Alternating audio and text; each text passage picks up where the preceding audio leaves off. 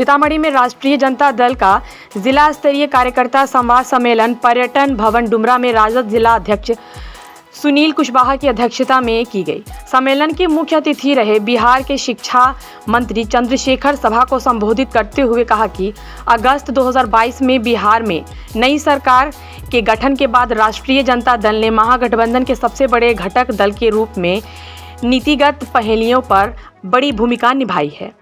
तेजस्वी यादव के नेतृत्व में हमारी पार्टी ने 2020 के विधानसभा चुनाव में यह घोषणा की थी कि अगर हम सरकार में आएंगे तो 10 लाख युवाओं को रोजगार देंगे।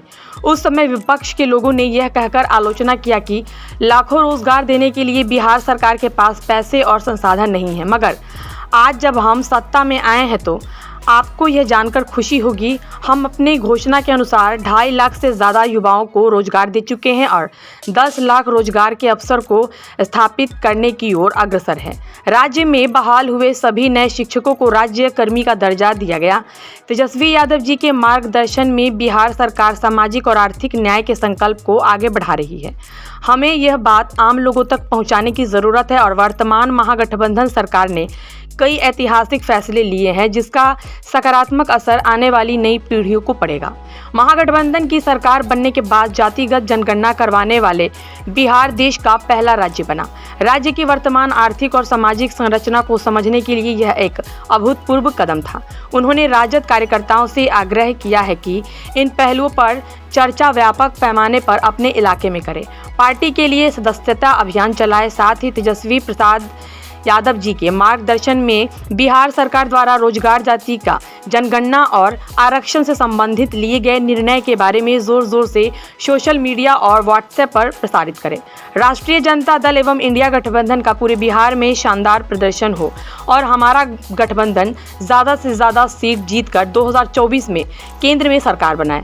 पूर्व सांसद डॉक्टर अर्जुन राय ने कहा कि आगामी लोकसभा चुनाव हमारे देश के गरीब, गुर्दों, पिछड़ों, दलितों, युवाओं, किसानों, महिलाओं और सामाजिक एवं आर्थिक रूप से कमजोर लोगों के अधिकारों की लड़ाई है, जिसे राष्ट्रीय जनता दल श्री तेजस्वी प्रसाद यादव के नेतृत्व में पूरी मजबूती के साथ लड़ेगा। पिछले 10 वर्षों से केंद्र में चल रही भाजपा की जन विरोधी नीतियों वाली सरकार ने देश में भारी महंगाई, बेरोजगारी और अत्याचार बढ़ाया है।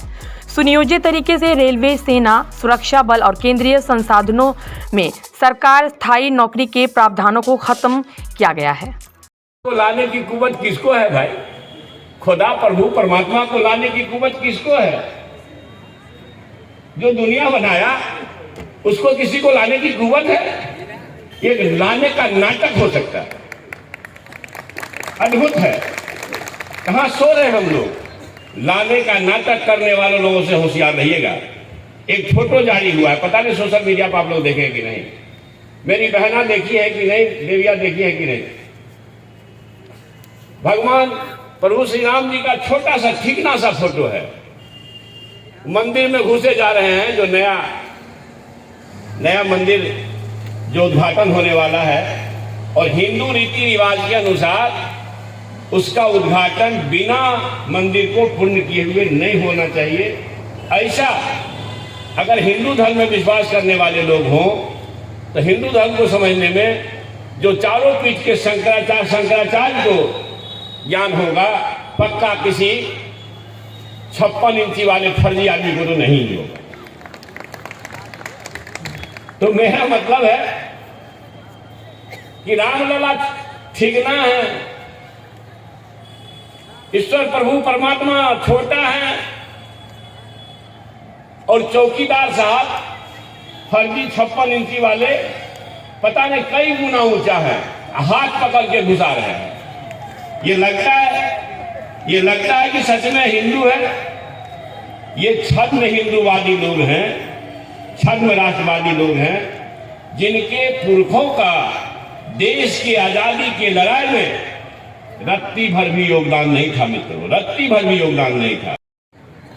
बहुत बड़े चिंतक मार्टिन किंग लूथर, याद करके जाइएगा साथियों, बहुत बड़ी बात कहकर गए। Nelson Mandela, Martin King Luther, Abraham Lincoln, Baba Saheb Ambedkar, एक से एक चिंतक। लेकिन मैं मार्टिन किंग लूथर को इसलिए कोट करता हूं, ये मौजूद समय है जब आप अपने दोस्त और दुश्मन में फर्क समझने का प्रयास करिएगा। देश का दुश्मन कौन है, कौन सी विचार है और देश का दोस्त कौन हो सकता है, हम कहाँ खड़े हैं। मार्टिन किंग लूथर ने कहा, सियासत जहां धार्मिक मसले पैदा किए जाते हैं, सियासत जहां धार्मिक मसले पैदा किए जाते हैं, समझो उसको गलत लोग चला रहे हैं। सियासत जहां धार्मिक मसलों को शांत किया जाता है, वह देश महान होता है। कोई दिक्कत समझने में?